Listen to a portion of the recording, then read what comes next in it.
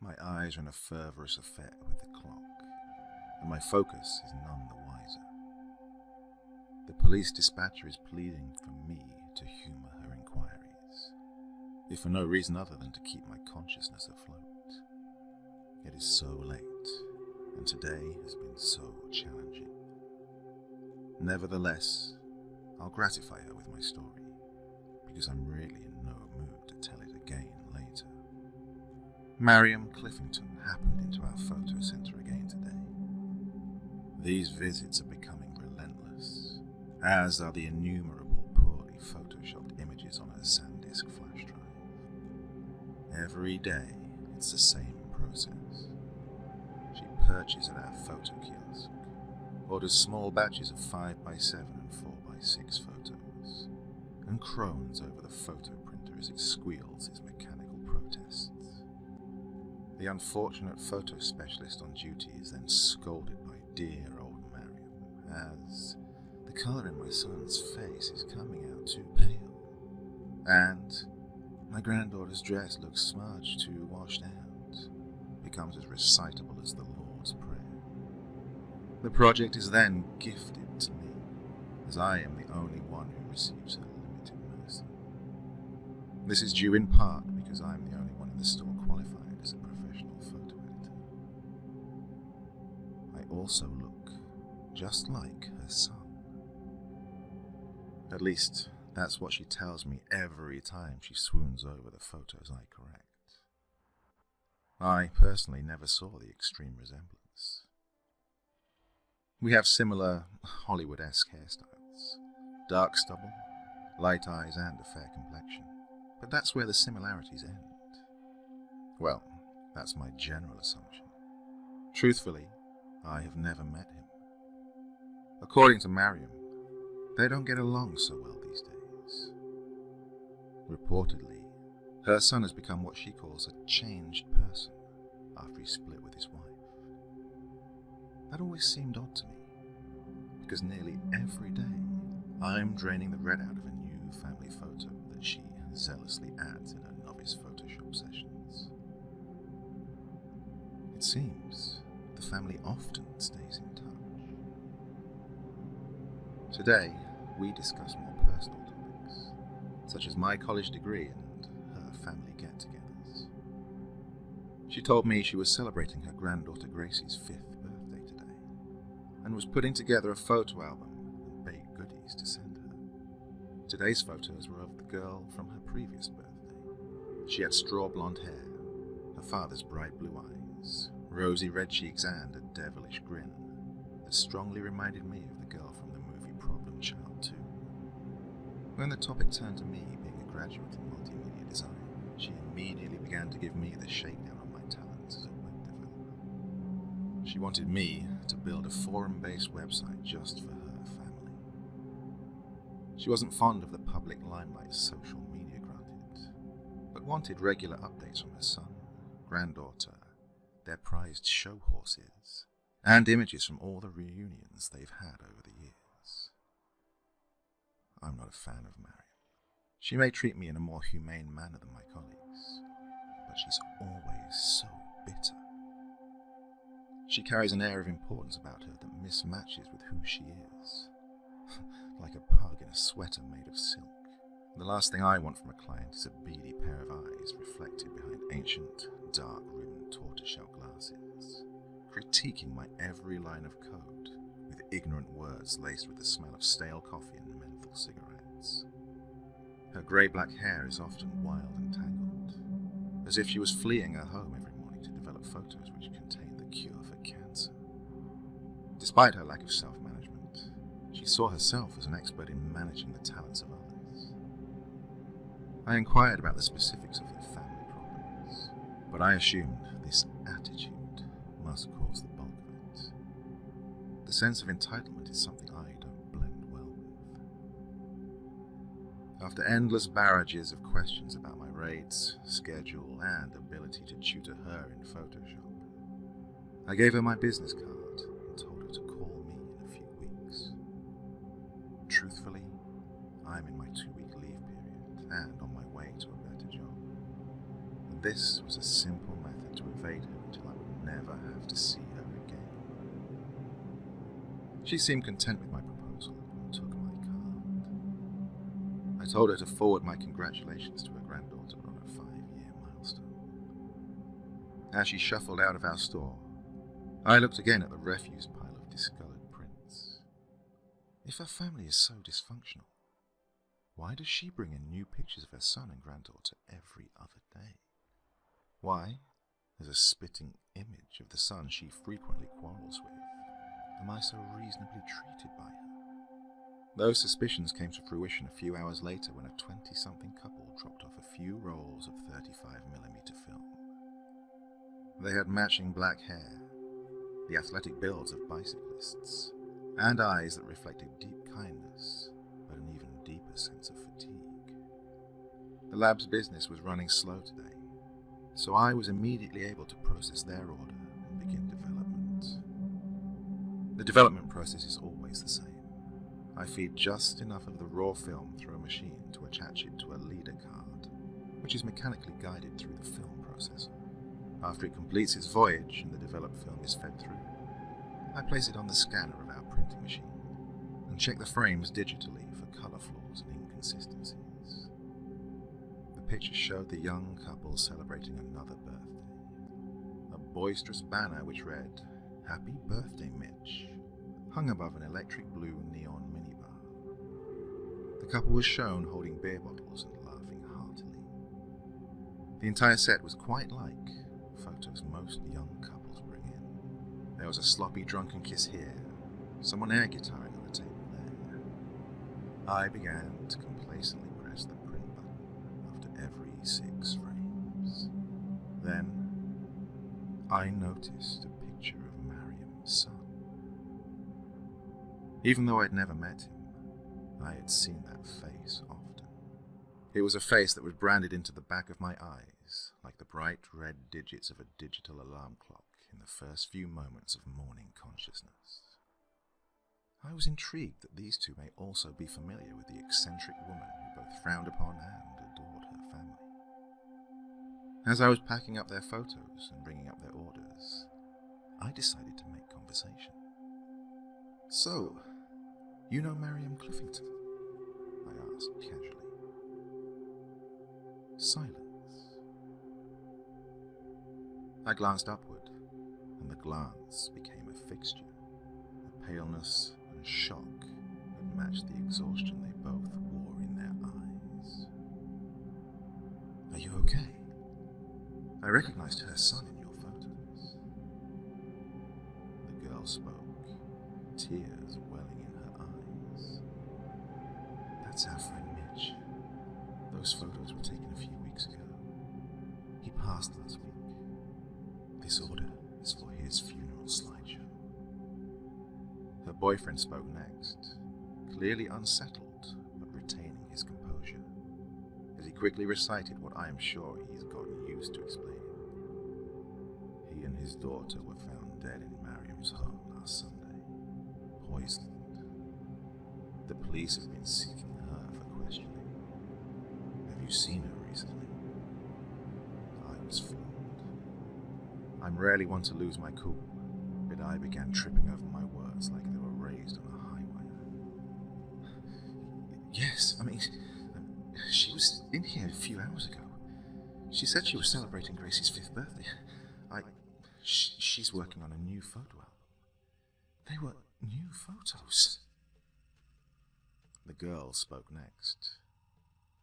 "We need to call the police immediately. Gracie's birthday was the Tuesday before they were found.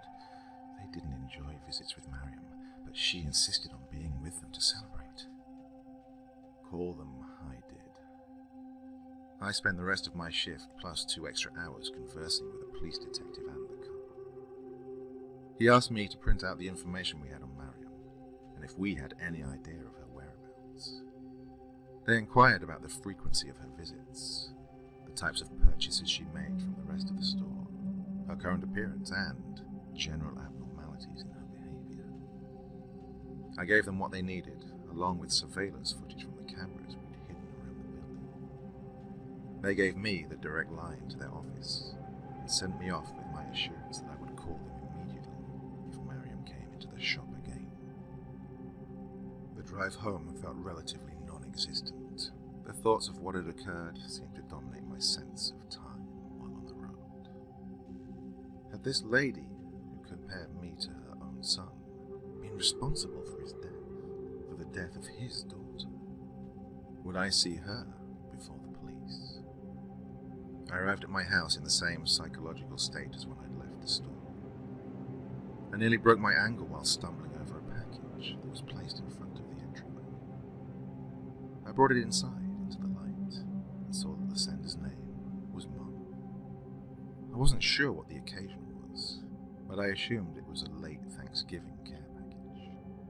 Regardless, it was good to receive mail from her. I wasn't sure where her new apartment was. Now I had her address, 6312 Prospect Road. Inside the package was a tin box of cookies and a neatly wrapped rectangular gift. I hadn't gotten to eat lunch with all of the police activity, so I immediately started tanking through the cookies as if I'd also skipped my last 5 meals. After my 4th cookie, I decided to wipe the crumbs from my hands and see what the mystery gift was. I unceremoniously ripped the red and gold metallic paper off of what appeared to be a small photo album bound in black vinyl. I opened it with giddy curiosity and felt the blood empty from my face. It was a timeline of photos from Marion Cliffington's family. These weren't the fun family get-togethers I'd recrafted at the photo lab. I hadn't printed these at all. Page 1. Mitch and Gracie are propped against the arm of a tan leather sofa. Daughter wrapped in father's arms. Their eyes are sunken and rolled backwards, and their tongues are lolled out of their mouths in an unnatural brown colour. There is dried spittle and yellow foam caught in Mitch's black stubble, and a mixture of blood and vomit on the front of Gracie's shirt. The blood vessels in their faces are a sickly blue, and their skin is pale and puffy. This photo is labelled Tuesday. Happy birthday, Gracie. Page 2. The bodies are placed in a maroon 2013 Toyota RAV4. They've been cleaned up and posed. Mitch in the front seat, Gracie in the centre back seat. Their skin has continued to swell as their eyes are puffy slits. Their now purple lips have been sewn shut and side-stitched into makeshift smiles. One of Mitch's arms is placed on the wheel, the other propped against the passenger seat in a pathetic wave. The label, Wednesday, taking Gracie to school. Page 3. The bodies are now dressed in swimsuits and are posed around a kiddie pool. Mitch had to be propped up in an unknown manner that is clearly hidden from the frame. He's on his knees at the edge of the pool in blue and white Hawaiian shorts. Gracie is in the pool, positioned on her belly in a striped pink one-piece bathing suit with a matching swim skirt. Their hands are duct taped together, and their skin has taken on a sickly yellow colour. They are starting to bruise and darken in areas in which they'd evidently been placed for too long. The label, Thursday, teaching Gracie to swim. Page 4. Mitch is now dressed in a handsome ivory tuxedo, which has a few off-colour stains where his skin is starting to split open. He's at his kitchen table with a full glass of white wine and a lit dining candle in front of him. The sleeves on his arms reveal dark bruising where the tape was wrapped with his daughter's arms the day before. Gracie is not in this picture, but Mariam is. She's grasping one of his rotting hands in one of her own, with a brimming glass of red wine in the other. She wears a motherly smile that sickeningly matches the sewn-on smile of her lifeless son. The label, Friday, dinner with the boy. Page 5. Gracie is propped against the wall, the skin of her arms ripped off where the tape was 2 days prior. Her face is beginning to lose its humanity, but is now coated in makeup worthy of a Little Miss Sunshine pageant. Her straw blonde hair is curled and bouncy, and her artificial smile is beginning to tear along the stitching. Next to her is an assortment of porcelain dolls, each made up and dressed with care that is a bit too sophisticated for a 5-year-old girl. To the far left of the frame, Mariam's reflection can be seen in a full body mirror, pointing the camera at the twisted salon she constructed. The label, Saturday, Girls' Night Out. Page 6. There is finally a full frame of the house in which this sickening family montage was photographed. It is a modest one-story home on the foothills of the Rocky Mountains. The paint is a simple white, and it is beginning to flake from a simple picket fence that marked the perimeter. There are no other homes close by that are visible from the angle of the shot. In the left of the frame, the stables of the prized horses Mariam mentioned are visible in the background. The gates are wide open, and the horses are nowhere to be seen.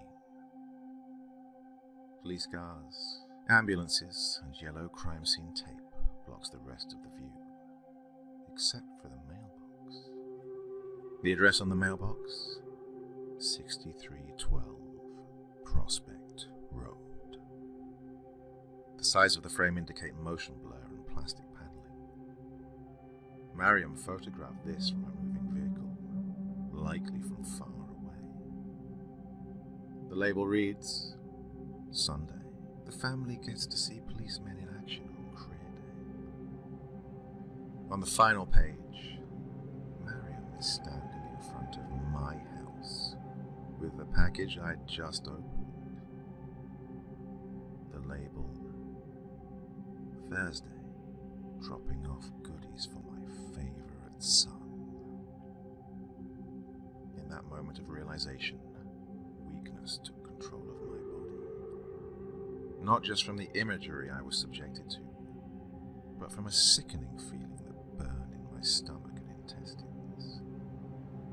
Words from earlier were ripping through my skull. You look just like my son. He and his daughter were found dead in Mariam's home last Friday, poisoned. I forced myself to scan the backgrounds of those horrible pictures. On the first page, in Gracie's lap, was the cookie tin I had just eaten from. This package was not from my mother.